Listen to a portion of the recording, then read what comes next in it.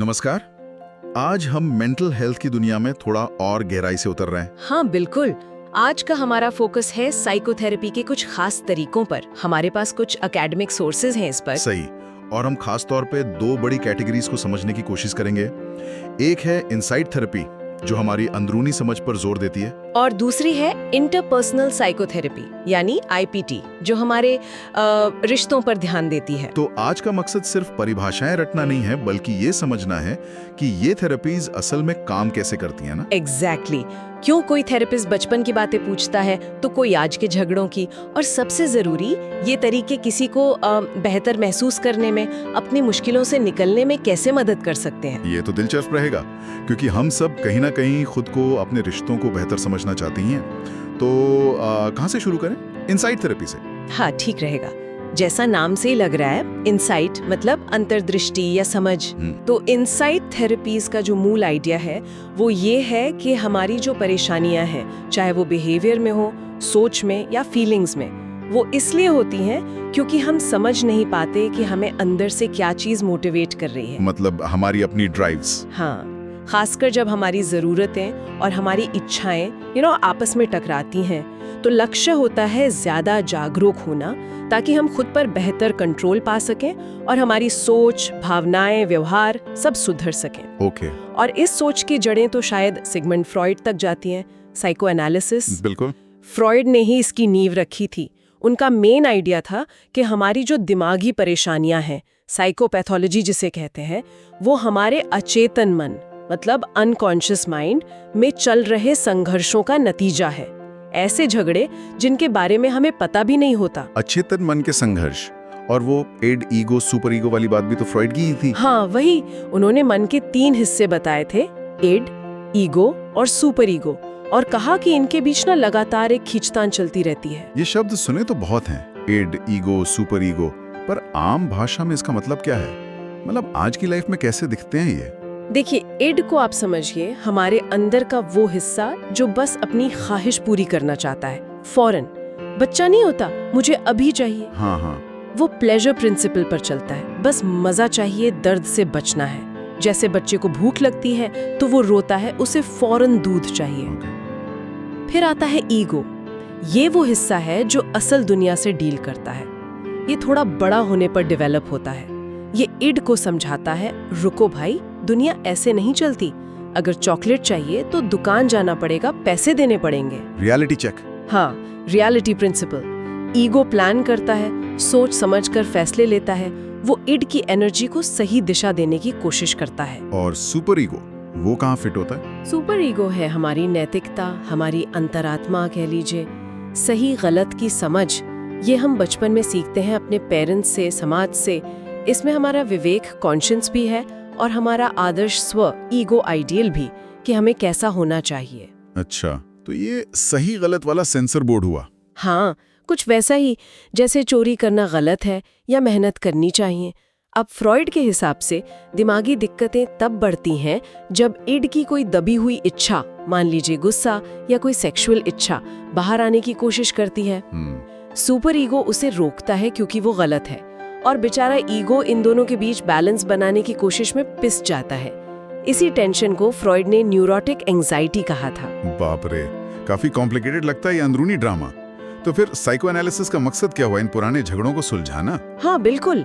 लक्ष्य है कि बचपन के जो संघर्ष दब गए हैं उन्हें बाहर लाया जाए, और फिर आज की समझ, एक वयस्क के नजरिए से उन संघर्षों को हल किया जाए। और इसके लिए तरीके क्या थे? वो लेट कर बोलने वाली बात। हाँ, उसे फ्री एसोसिएशन कहते हैं। क्लाइंट लेटकर बिना किसी रोक टोक के जो मन में आए बोलता जाता है। इससे धीरे धीरे दबी हुई बातें बाहर आती हैं। अच्छा। फिर है ड्रीम एनालिसिस।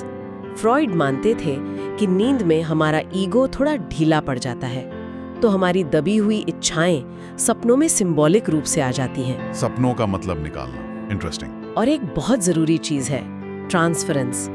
इसमें क्लाइंट थेरेपिस्ट के साथ वैसा ही बर्ताव करने लगता है जैसा उसने अपने अतीत में किसी जरूरी इंसान, जैसे माँ बाप के साथ किया था। ओह, जैसे अगर किसी को बचपन में नेग्लेक्टेड फील हुआ हो तो वो थेरेपिस्ट को इम्प्रेस करने की कोशिश करेगा। हाँ, बिल्कुल ऐसा हो सकता है। थेरेपिस्ट इन पैटर्न्स को पहचानता है और क्लाइंट को समझने में मदद करता है कि ये उसके अतीत से कैसे जुड़ा है। और वो डिफेंस मैकेनिज्म पर भी ध्यान देता है, मतलब वो तरीके जो हमारा ईगो हमें दर्दनाक सच्चाई से बचाने के लिए इस्तेमाल करता है। डिफेंस मैकेनिज्म, जैसे बात बदलते रहना। हाँ, या जैसे किसी मुश्किल टॉपिक पर बात करते हुए अचानक सा भूल जाना। थेरेपिस्ट इन बचाव के तरीकों को भी क्लाइंट के सामने लाता है। ये तो काफी गहरा काम लगता है। हफ्ते में कितनी बार मिलना होता होगा? शुरू में तो हफ्ते में 5 बार तक भी हो सकता था, ताकि एक मजबूत रिश्ता बने और वो दबी हुई मुश्किल बातें बाहर आ सकें। फ्रॉइड का फोकस तो काफी अचेतन और बचपन पर था। क्या इनसाइट थेरेपी में और भी नजरिए हैं जो शायद थोड़ा अलग सोचते हो? हाँ, बिल्कुल है। जैसे कार्ल गुस्टाव युंग, वो फ्रॉइड के साथी थे पर बाद में अलग हो गए। उन्होंने एनालिटिकल साइकोलॉजी दी। युंग, उनका क्या अलग था? युंग ने भी अचेतन को जरूरी माना, पर उन्होंने एक कलेक्टिव अनकॉन्शियस यानी सामूहिक अचेतन का आइडिया दिया। सामूहिक अचेतन, ये क्या होता है? उनका मानना था कि हम सब इंसान सदियों से कुछ कॉमन अनुभव और सिंबल्स शेयर करते हैं। ये हमारे डीएनए में है, समझ लीजिए, जैसे मां का आर्केटाइप या हीरो का। और इसमें सिर्फ फ्रॉइड की तरह सेक्सुअल या एग्रेसिव ड्राइव्स ही नहीं, बल्कि पॉजिटिव, क्रिएटिव और आध्यात्मिक जरूरतें भी होती हैं। अच्छा, तो ये थोड़ा ज्यादा पॉजिटिव नजरिया हुआ। हाँ, कह सकते हैं। युंग ने पर्सनालिटी टाइप्स की भी बात की, एक्सट्रोवर्ट और इंट्रोवर्ट। उनका फोकस था लोगों को अपना उद्देश्य खोजने, फैसले लेने और खुद को पूरी तरह विकसित करने में मदद करना, जिसे वो इंडिविजुएशन कहते थे। वो सपनों, कल्पनाओं पर भी ध्यान देते थे। ओके, और फ्रॉइड के बाद और कौन से बड़े नाम हैं इनसाइट थेरेपी में? एक और बड़ा नजरिया है मानवतावादी या ह्यूमैनिस्टिक साइकोलॉजी से। इसमें कार्ल रॉजर्स का नाम बहुत अहम है। उनकी है person centred therapy. Person centred मतलब व्यक्ति केंद्रित? हाँ, इसे पहले नॉन डायरेक्टिव या क्लाइंट सेंटर्ड भी कहते थे। रॉजर्स का मानना था कि हम इंसान मूल रूप से अच्छे हैं और खुद को बेहतर बनाने की, अपनी पूरी क्षमता तक पहुंचने की कोशिश करते रहते हैं। इसे उन्होंने फुल्ली फंक्शनिंग होना कहा। फ्रॉइड से काफी अलग सोच है ये तो। बिल्कुल। फ्रॉइड जहां मन के हिस्सों इड, ईगो, सुपर ईगो की बात कर रहे थे, रॉजर्स ने सेल्फ कॉन्सेप्ट पर जोर दिया। यानी हम खुद को कैसे देखते हैं, हमारी अपने बारे में क्या धारणा है। तो रॉजर्स के हिसाब से परेशानी कब शुरू होती है? परेशानी तब आती है जब हमारे सेल्फ कॉन्सेप्ट, मैं खुद को जैसा समझती हूँ, और हमारे असल अनुभव, मैं असल में जैसा महसूस कर रहा हूँ, के बीच एक गैप आ जाता है, एक खाई बन जाती है। इसे उन्होंने इनकॉन्ग्रुएंस कहा। इनकॉन्ग्रुएंस, उदाहरण दे सकती हैं? हाँ, जैसे मान लीजिए कोई व्यक्ति खुद को बहुत ही दयालु और शांत समझता है, पर अंदर ही अंदर उसे बहुत गुस्सा आता है या वो दूसरों से जलता है, जिसे वो मान नहीं पाता। तो ये जो फर्क है उसकी सेल्फ इमेज और असल फीलिंग्स में, ये उसे बेचैन कर सकता है, एंग्जाइटी दे सकता है। समझ गया। तो यहाँ थेरेपी का तरीका भी अलग होगा फ्रॉइड से? हाँ, बहुत अलग। रॉजर्स का मानना था कि बदलाव लाने के लिए सबसे जरूरी है एक खास तरह का थेरेप्यूटिक माहौल। थेरेपिस्ट का रवैया। कैसा रवैया? 3 चीजें सबसे जरूरी हैं। पहली, थेरेपिस्ट का असली होना, सच्चा होना, जेन्युइननेस, कोई मुखौटा नहीं। दूसरी, क्लाइंट के लिए बिना शर्त पॉजिटिव सम्मान, अनकंडीशनल पॉजिटिव रिगार्ड। मतलब क्लाइंट चाहे कुछ भी कहे, कैसा भी महसूस करे, थेरेपिस्ट उसे स्वीकार करे, जज ना करे। ये तो मुश्किल लगता है, बिना जज किए सुनना। है, पर जरूरी है। और तीसरी चीज है सहानुभूति, एम्पैथी। मतलब क्लाइंट की दुनिया को, उसकी फीलिंग्स को गहराई से समझने की कोशिश करना, जैसे उसके जूतों में पैर रखकर देखना। यहाँ थेरेपिस्ट कोई सलाह या व्याख्या नहीं देता, वो बस क्लाइंट की बातों को रिफ्लेक्ट करता है, स्पष्ट करता है, ताकि क्लाइंट खुद अपनी उलझनें सुलझा सके, अपने रास्ते खोज सके। इसीलिए इसे नॉन डायरेक्टिव कहा गया। मतलब थेरेपिस्ट गाइड नहीं करता, बस साथ चलता है। एग्जैक्टली। और इसी तरह की सोच पर आजकल इमोशन फोकस्ड कपल्स थेरेपी भी काम करती है। अच्छा, फ्रॉइड अतीत में गए, रॉजर्स ने वर्तमान अनुभव और सेल्फ कॉन्सेप्ट को फोकस किया। एक और थेरेपी है जिसका नाम सुना है, गेस्टाल्ट थेरेपी, फ्रेडरिक पर्ल्स। हाँ, गेस्टाल्ट थेरेपी ये भी इनसाइट ओरिएंटेड है, पर इसका अंदाज थोड़ा अलग है। पर्ल्स का फोकस यहाँ और अभी, हियर एंड नाउ पर बहुत ज्यादा था। यहाँ और अभी मतलब अतीत या भविष्य की बात नहीं। कम जोर इस बात पर है कि आप अभी क्या महसूस कर रहे हैं, आपके शरीर में क्या हो रहा है, आप अभी क्या कर रहे हैं। पर्ल्स मानते थे कि हम अक्सर अपने व्यक्तित्व के कुछ हिस्सों को नकार देते हैं या उनसे बचते हैं।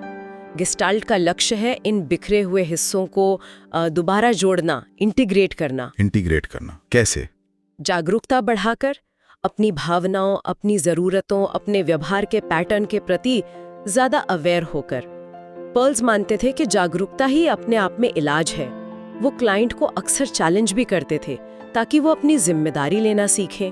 वो क्यों वाले सवालों को पसंद नहीं करते थे, मानते थे कि ये बहाने बनाने का तरीका है। अच्छा, थोड़ी टकराव वाली अप्रोच लगती है। हाँ, कभी कभी हो सकती है।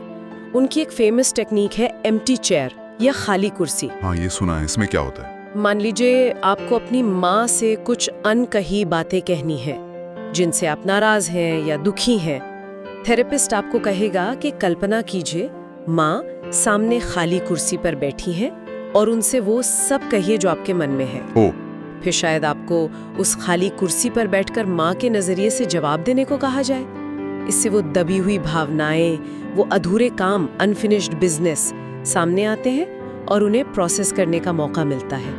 लक्ष्य है खुद के हिस्सों को स्वीकार करना और अपनी जिंदगी की जिम्मेदारी लेना। तो ये सब इनसाइट थेरेपीज हुई, psycho analysis, analytical, person centred, gestalt और शायद कॉग्निटिव थेरेपी भी कुछ हद तक, एरिन बेक वाली। हाँ, कॉग्निटिव थेरेपी का जिक्र भी आता है, हालांकि उसका फोकस विचारों के पैटर्न पर ज्यादा होता है। बेक ने डिप्रेशन पर काम करते हुए पाया कि ये अक्सर नेगेटिव सोच की वजह से होता है, खुद के बारे में, दुनिया के बारे में और भविष्य के बारे में नेगेटिव सोचना। अच्छा, तो कॉग्निटिव थेरेपी का लक्ष्य होता है इन गलत या बिगड़े हुए सोच के तरीकों को, कॉग्निटिव डिस्टॉर्शंस को पहचानना और उन्हें बदलना। ये भी एक तरह से इंसाइट ही है, पर ये विचारों के लेवल पर ज्यादा काम करती है। अक्सर ये थोड़ी छोटी होती है ड्यूरेशन में। ओके, और एक ग्रुप थेरेपी भी होती है क्या? उसमें भी यही अप्रोचेस यूज होती हैं? हाँ बिल्कुल, ग्रुप थेरेपी में इनमें से कोई भी तरीका इस्तेमाल हो सकता है। 4 पार्ट से लेकर 10-15 लोग तक हो सकते हैं एक ग्रुप में। ये वर्ल्ड वॉर 2 के बाद काफी पॉपुलर हुई जब थेरेपिस्ट की कमी थी। इसके फायदे क्या हैं अकेले थेरेपी के मुकाबले? एक तो ये सस्ती पड़ती है, दूसरा लोगों को एक सोशल सपोर्ट मिलता है। उन्हें पता चलता है कि वो अकेले नहीं है जिनकी ये दिक्कतें हैं। वो एक दूसरे से सीखते हैं, एक दूसरे को फीडबैक देते हैं, सोशल स्किल्स प्रैक्टिस करते हैं। थेरेपिस्ट ग्रुप को गाइड करता है।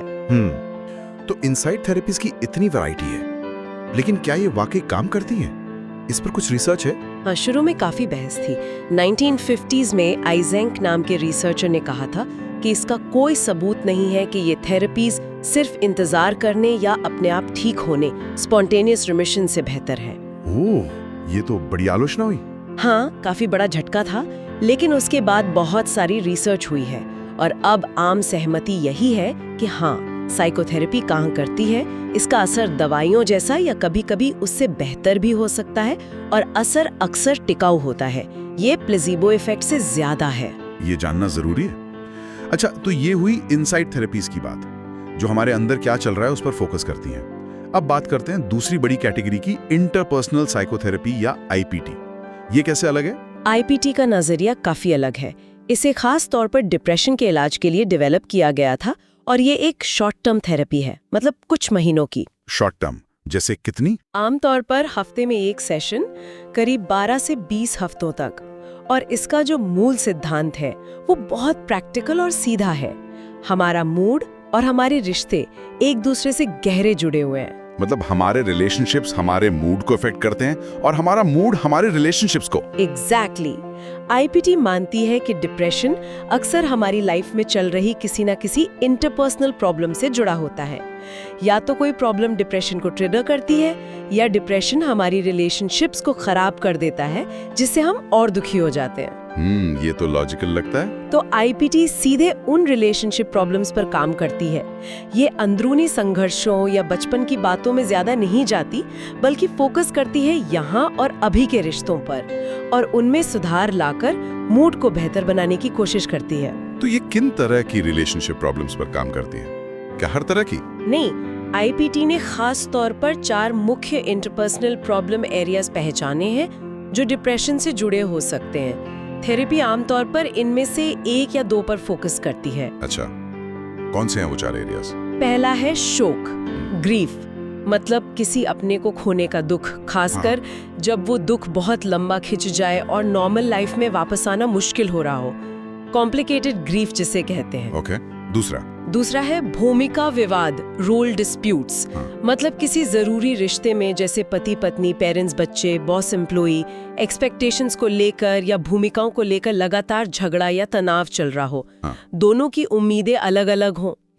तीसरा है भूमिका संक्रमण, रोल ट्रांजिशंस, यानी लाइफ में कोई बड़ा बदलाव आना जिससे हमारी भूमिका या पहचान बदल रही हो और हमें एडजस्ट करने में मुश्किल हो रही हो। जैसे शादी होना, तलाक होना, पेरेंट बनना, जॉब छूटना, रिटायर होना। ये सब बड़े स्ट्रेसफुल हो सकते हैं। बिल्कुल। और चौथा एरिया है पारस्परिक कमी, इंटरपर्सनल डेफिसिट्स। ये उन लोगों के लिए है जिन्हें रिश्ते बनाने या निभाने में शुरू से ही दिक्कत आती है, जो अक्सर अकेले रह जाते हैं या जिनके सोशल स्किल्स कमजोर होते हैं। समझ गई। तो थेरेपी की शुरुआत में ये पता लगाया जाता है कि इन चारों में से कौन सा एरिया उस व्यक्ति के डिप्रेशन से सबसे ज्यादा जुड़ा हुआ है। हाँ बिल्कुल। पहले 1-2 सेशन असेसमेंट के होते हैं। थेरेपिस्ट और क्लाइंट मिलकर तय करते हैं कि फोकस कहाँ रखना है, और फिर बाकी की थेरेपी उसी चुने हुए एरिया पर काम करने में लगती है। रिश्ते सुधारने, कम्युनिकेशन बेहतर करने, मुश्किलों से निपटने के नए तरीके सीखने में। और इसका मकसद है कि रिश्ते सुधरेंगे तो मूड भी अपने आप सुधरेगा। हाँ, यही फंडामेंटल आइडिया है। रिश्तों की क्वालिटी बेहतर करके डिप्रेशन के लक्षणों को कम करना। और क्या ये तरीका कारगर माना जाता है डिप्रेशन के लिए? हाँ, काफी कारगर। बहुत सारी स्टडीज दिखाती हैं कि डिप्रेशन के इलाज में आईपीटी उतनी ही इफेक्टिव हो सकती है जितनी एंटी डिप्रेसेंट दवाएं, खासकर माइल्ड से मॉडरेट डिप्रेशन में। कई बार इसे दवाओं के साथ मिलाकर भी इस्तेमाल किया जाता है। अच्छा। और एक और बात, क्योंकि डिप्रेशन बार बार लौट सकता है, इसलिए आईपीटी के बाद कई बार मेंटेनेंस थेरेपी IPTM की सलाह दी जाती है, महीने में 1 आध सेशन, ताकि जो सुधार हुआ है वो बना रहे। ये जानना इंटरेस्टिंग है कि रिश्तों पर काम करके मूड ठीक किया जा सकता है। इसकी टेक्निक्स क्या होती होंगी? क्या वो भी इनसाइट थेरेपी से अलग हैं? हाँ, फोकस अलग है तो टेक्निक्स भी अलग हैं। आईपीटी काफी एक्टिव और फोकस्ड होती है। कुछ मेन टेक्निक्स हैं। जैसे? एक है स्पष्टीकरण, क्लैरिफिकेशन। थेरेपिस्ट क्लाइंट की बातों को ध्यान से सुनता है और फिर उसे अपने शब्दों में दोहराकर या सवाल पूछकर पक्का करता है कि वो सही समझ रहा है। जैसे, तो जब आपके बॉस ने वो कहा, आपको लगा कि आपकी मेहनत बेकार गई, या आप उस वक्त बहुत निराश महसूस कर रहे थे ना? फिर है संचार विश्लेषण, कम्युनिकेशन एनालिसिस। इसमें बहुत ध्यान से देखा जाता है कि बातचीत में गड़बड़ कहाँ हो रही है। क्या क्लाइंट अपनी जरूरतें साफ साफ कह पाता है? क्या वो दूसरों की बात का गलत मतलब निकाल लेता है? क्या वो अपनी बात कहने से डरता है? फिर इन पैटर्न को पहचानकर बेहतर कम्युनिकेशन के तरीके सिखाए जाते हैं। जैसे सीधे सीधे बोलना सीखना। हाँ, अपनी जरूरतें बताना, अपनी भावनाएं व्यक्त करना, दूसरों की बात सुनना और समझना, ये सब। और भावनाओं की अभिव्यक्ति को प्रोत्साहित करना भी जरूरी है। कई बार लोग खासकर डिप्रेशन में अपनी मुश्किल भावनाओं, गुस्सा, उदासी, शर्म, गिल्ट को दबा लेते हैं। आईपीटी में उन्हें ये फीलिंग्स महसूस करने और सेफ तरीके से एक्सप्रेस करने के लिए एनकरेज किया जाता है। थेरेपिस्ट याद दिलाता है कि ये फीलिंग्स नॉर्मल हैं। ओके। इसके अलावा व्यवहार परिवर्तन तकनीकें भी यूज होती हैं जी। जैसे प्रॉब्लम सॉल्विंग के स्टेप्स सीखना। कभी-कभी थेरेपिस्ट सलाह भी दे सकता है या जानकारी दे सकता है, जिसे साइको एजुकेशन कहते हैं। डिप्रेशन के बारे में, रिश्तों और मूड के कनेक्शन के बारे में। रोल प्लेइंग भी यूज होती है नई स्किल्स प्रैक्टिस करने के लिए। रोल प्लेइंग जैसे मुश्किल बातचीत की प्रैक्टिस करना। मान लीजिए किसी को अपने पार्टनर से किसी मुश्किल मुद्दे पर बात करनी है, तो वो थेरेपिस्ट के साथ उसकी प्रैक्टिस कर सकता है। एक सवाल और, क्या आईपीटी में थेरेपिस्ट और क्लाइंट के बीच का रिश्ता भी उतना ही जरूरी है जितना रॉजर्स की थेरेपी में था? हाँ, रिश्ता तो हर थेरेपी में जरूरी है, पर आईपीटी में इसका इस्तेमाल थोड़ा अलग तरीके से होता है। जी। थेरेपिस्ट के साथ क्लाइंट कैसे इंटरैक्ट करता है, वो खुद एक जानकारी का सोर्स बन जाता है। वो क्लाइंट के बाहर के रिश्तों का आईना हो सकता है। मतलब? जैसे अगर कोई क्लाइंट थेरेपिस्ट से भी अपनी बात कहने में झिझकता है या हमेशा सहमत हो जाता है, तो शायद वो बाहर भी ऐसा ही करता हो। थेरेपिस्ट इस पैटर्न पर ध्यान दिला सकता है और थेरेपी का माहौल एक सेफ जगह बन जाता है जहां क्लाइंट नए तरीके आजमा सके, अपनी बात रखना सीख सके। अच्छा, और अगर क्लाइंट थेरेपी में रेजिस्ट करे, जैसे लेट आए, सेशन मिस करे? आईपीटी उसे भी एक इंटरपर्सनल इशू की तरह देखती है। शायद क्लाइंट और थेरेपिस्ट की एक्सपेक्टेशंस में कोई टकराव, रोल डिस्प्यूट, या क्लाइंट किसी मुश्किल भावना से बच रहा है, इस पर खुलकर बात की जाती है। तो ये थेरेपी सिर्फ लक्षणों पर नहीं बल्कि रिश्तों के पैटर्न पर काम करती है। बिल्कुल, ये पर्सनालिटी बदलने का दावा नहीं करती, लेकिन ये मानती है कि रिश्तों को बेहतर बनाकर डिप्रेशन को काफी हद तक कम किया जा सकता है। तो अगर हम आज की बात को समेटें, हमने 2 मेन अप्रोच देखी। इनसाइट थेरेपीज जो हमें अंदर झांकने में मदद करती हैं, हमारी प्रेरणाएं, हमारे अचेतन मन के संघर्ष, हमारा सेल्फ कॉन्सेप्ट, हमारी भावनाएं, ताकि हम खुद को बेहतर समझ सकें। हाँ, जिनमें फ्रॉयड, यूंग, रॉजर्स, पर्ल्स जैसे नाम आए। और दूसरी तरफ है इंटरपर्सनल थेरेपी, आईपीटी, जो हमारे बाहरी रिश्तों पर फोकस करती हैं, खासकर डिप्रेशन के इलाज के लिए। ये देखती है कि हमारे रिश्ते कैसे हमारे मूड को प्रभावित करते हैं और उन रिश्तों को सुधार कर मूड कैसे बेहतर किया जा सकता है। बिल्कुल, 4 मुख्य एरियाज पर फोकस करके: शोक, भूमि का विवाद, भूमि का संक्रमण और पारस्परिक कमी। दोनों का आखिरी लक्ष्य तो एक ही लगता है कि इंसान बेहतर महसूस करे, उसकी तकलीफ कम हो और वो अपनी जिंदगी बेहतर तरीके से जी पाए। एकदम सही कहा। रास्ते भले ही अलग हों, एक अंदर की दुनिया से गुजरता है, दूसरा बाहर की रिश्तों की दुनिया से, पर मंजिल वही है, वेलबींग को बढ़ाना। और ये भी जरूरी है याद रखना कि कोई एक तरीका सबके लिए बेस्ट नहीं होता। हाँ, ये बहुत जरूरी बात है। किसी के लिए इनसाइट थेरेपी ज्यादा काम कर सकती है, किसी के लिए आईपीटी, किसी के लिए शायद कॉग्निटिव या बिहेवियरल थेरेपी। ये व्यक्ति की जरूरत, उसकी परेशानी और उसकी पसंद पर निर्भर करता है। बिल्कुल। तो आज हमने इन 2 अहम दृष्टिकोणों को समझा। यहाँ एक सवाल मेरे मन में आ रहा है और शायद हमारे सुनने वाले भी इस पर सोच सकते हैं। आज की जो हमारी लाइफ है, इतनी भाग-दौड़ वाली, इतनी कॉम्प्लेक्स, हम अंदर से भी उलझे होते हैं, बाहर रिश्तों में भी चुनौतियां होती हैं। तो क्या लगता है आज के दौर में किस चीज पर ज्यादा ध्यान देने की जरूरत है? खुद को गहराई से समझने पर, इनसाइट, या अपने रिश्तों को संभालने और बेहतर बनाने पर, इंटरपर्सनल? या शायद असली चैलेंज इन दोनों के बीच एक बैलेंस बनाने में है? ये सोचने वाली बात है।